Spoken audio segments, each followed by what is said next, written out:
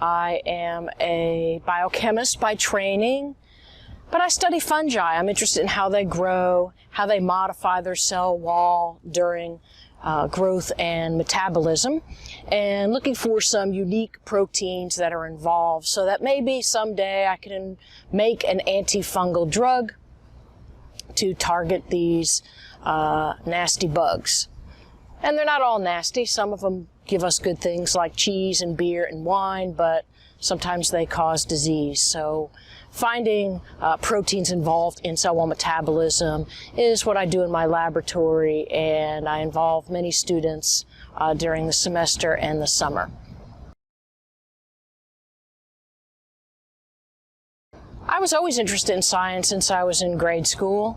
But I went to college and I wanted to pursue other things because I knew somewhat about science, but there were so many opportunities to take courses.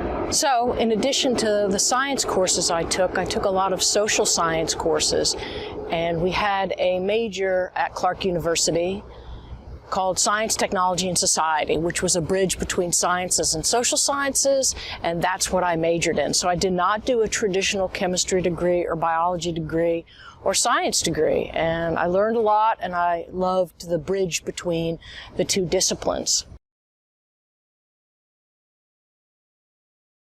I have a lot of things I like to do outside of science and outside of teaching. I'm a big country music fan, so I go to Country Music Fest every year, where there are plenty of great performers. It's a fundraiser for music education, so I'm very happy to support this endeavor. I'm an avid Memphis Grizzlies basketball fan, so I go to the games regularly. And you can see that my tennis racket, which has just gotten restrung, I play a lot of tennis, and actually I played competitive tennis in college. I played Division III for Clark University, and we spent a lot of time traveling to matches.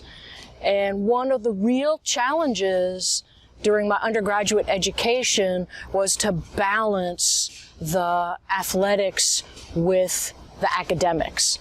And I had to learn a lot of time management. I had to learn a lot of discipline, because oftentimes we would leave for a match early afternoon on a van, and you know, on a van you really can't do any work.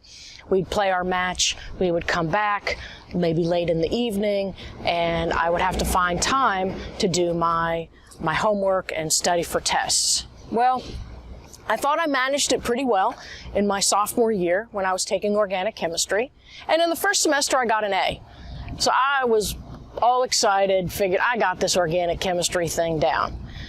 Now, all of a sudden, second semester comes, and I got a little overconfident, and I did not build in enough time to study for the first exam. And I got a big fat F on the first exam. Not just D, not C, F, and I failed pretty badly.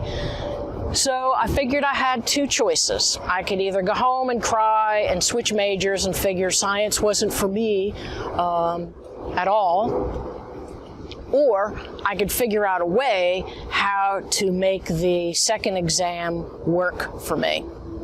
So I decided I was going to do the latter, and I was going to just have to buckle down, study harder, and find more time in my day to study for organic chemistry too.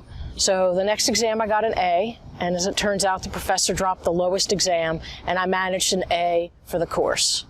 It was a valuable lesson that I learned, that sometimes you think you can do things and you can't, and you have to figure out ways to make things work for you. There's no specific set of rules or set of things that the professor can help you with. You have to find it within you to manage your time, to manage what your life and what's important to you, and get it to work.